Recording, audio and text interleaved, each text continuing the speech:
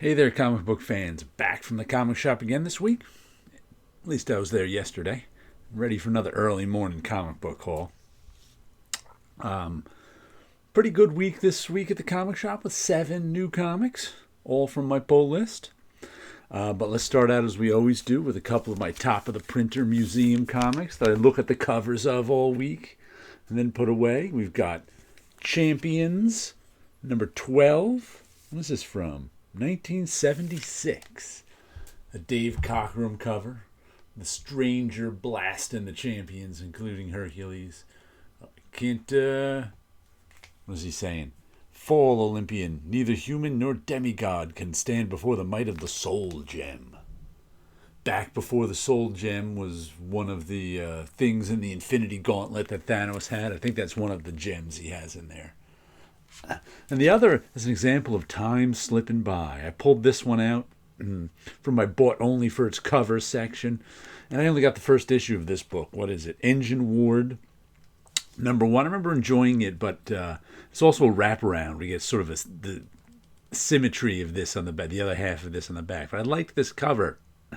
And I was like, oh, that one just came out a couple years ago. It came out 5 years ago in 2020. So time just keeps moving forward. So who did this one? Joe Eisma. Eisma is his last name there. And I just looked inside and saw his first name was Joe. So a couple of covers I looked at, and I'll put them back in the collection and pull 2 more out. And let's see what I got this week. We got issue number 3 of The War. Garth Ennis, Becky Cloonan, Tamara Bonvillain. And this is the one about nuclear war. It's about sort of the aftermath, and Pat Brosseau is the letterer on this. This is the one that's the aftermath of a nuclear war. These people found themselves, they were in New York City. I think they lived, some of them were from, I think there were, at least one was British. I can't even remember. And the city got nuked. And other places around the world. So there's a worldwide nuclear war going on. And it's sort of, though there was that big event going on, it's a very small story about these people trying to survive. So, and they're not survivalists at all or anything like that. They're just trying to figure out if they should live or not. So that one's been good. And then we've got Spawn 369, McFarlane, Booth, Corona, and Nugent. And I've been giving my Spawns away. All these Spawns that I've been buying, I think issue 316 was the first one I got. I've been giving away to my student who's a Spawn fan, but doesn't have all these issues. He's a new Spawn fan. But I was like, I enjoy Spawn, but I don't need to reread them. Reading them once is good enough for me. I forgot what's going on. It's some sort of the Heaven and Hell War is... First we had the Heaven and Hell War. Then we had the aftermath of the Heaven and Hell War when there was a depowered all the super people and versus the vampires war. And now we've moved on, I think, to another war. I can't remember which. But Spawn, fun. Then we've got Rogue Sun, issue number 30. Did I see...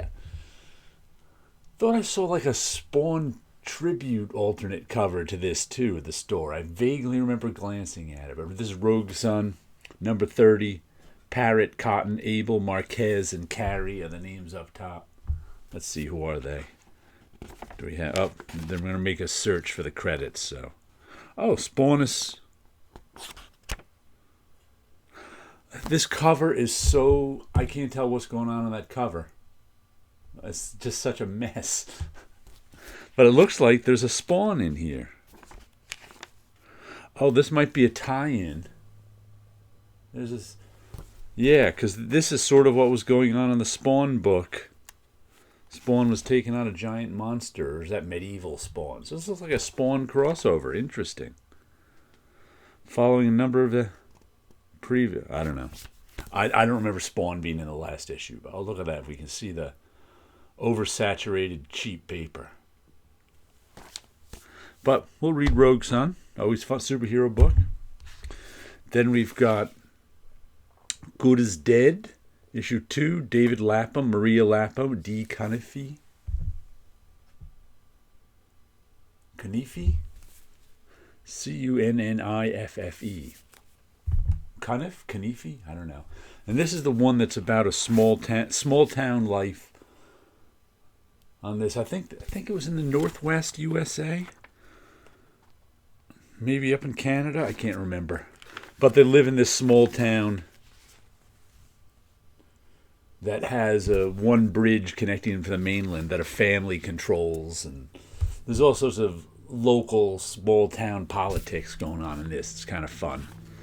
One of the bridges, the new bridge fell down, all sorts of trouble. But I'm a David Lapham fan, so I'm picking this up. I think there's 4. They're all. It's a more expensive one too. It's $8, but it's double sized and it's square bound. So always fun to read that. Then we've got Invincible Universe Battle Beast issue number 6, and this one's been good. It's gotten the story has gotten a little rich. It started out just as Battle Beast fighting guys. Now the story's gotten a little richer, though. It looks like we got Battle Beast fighting a guy in this one, a giant one. So, yep, giant fight going on. So, I don't want to give too much away. As always, lots of Battle Beast covers. But this has been a fun book from the Invincible Universe, as they say. And let's see, here's a couple issues I got that have to do. There's a new, since Diamond Comics distributor went out of business, a lot of small press books now can't get distributed. So a new distributor popped up. I forget their name, but they're distributing a lot of small press stuff, but like once a month. So it's like, and I did my matter of fact, my LCS owner put out half the books this week and half the, just a whole bunch of small press stuff. But this is one I pre-ordered, which is Plan 79 from Outer Space number 1. And I bought some other Plan 79 stuff, but I got this because Michael Dolce is somebody I know. I used to play touch football with him in the Marvel Wizard touch football games, though I don't think he worked for either one. He was a friend of someone who worked for him. But he's doing the story, Mike Dolce and James Messia. Script, Dennis Knight. Art, Javier Ortiz. Colors, Anton Polkowski. Lettering, Invisible Art Studio. Serhil Yarovi. So there's lots of names there. But I figured since it's Mike's book, I'll pick it up and give it a read. And it's sort of a sequel to Plan 9 from Outer Space. There was another series I bought some issues of. So, and I'm also guessing, no, it was weird, and I also got issue number 2 came out the same week. So I've got Plan 9 from Outer Space, issue number 1 and 2. Oh, look, you can, if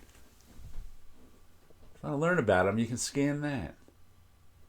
But I think one of the things, too, I know as I was looking through a bunch of the indie books that came out from that small press distributor, I noticed a lot of them didn't have prices on them, which I found weird till I realized they were probably Kickstarters. So they were probably Kickstarters, and there's no need to put a price on your Kickstarter book. It's already sold.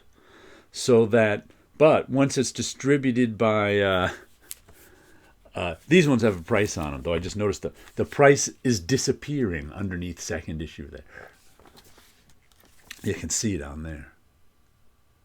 But it was like, if you're going to Kickstarter your book and then sell it through this put a price on your book. Because it's like, I don't, and most of them are probably around $6 because they're Kickstarters, they're small press, so they're going to be more expensive.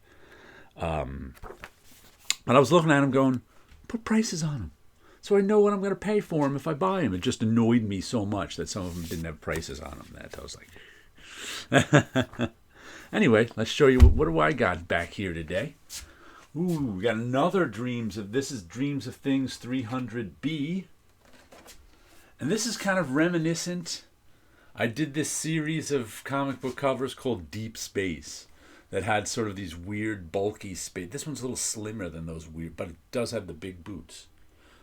And it also, and there were like these lonely covers of like one single space-suited figure off in the universe. This one's a little different though. It's got that strange glowing doorway behind him. So this one's almost a mixture of deep space and my dreams of things. So it's a little dreamier, and there's no deep space in it. And there's no. This is also an odd one for my dreams of things because there's no real. There's that vague face there, but there's no real face looking at us as I usually have.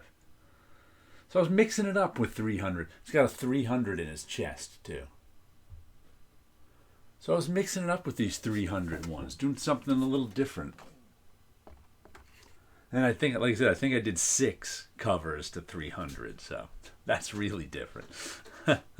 All right, there you go. Some comic books, some art, and you guys have a good week out there.